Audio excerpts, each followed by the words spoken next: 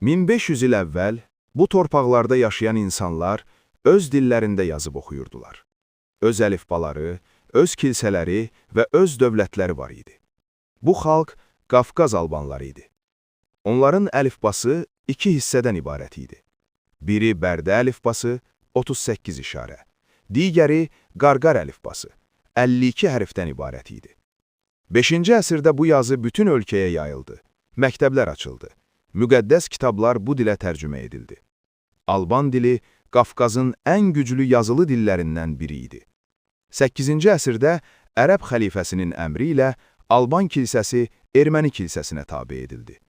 Alban dilində yazılmış bütün kitablar yandırıldı, yeşiklərə doldurulub Tərtər çaya atıldı. Əsrlər keçdi, yazı unuduldu. Amma abidələr danışmağa davam etdi.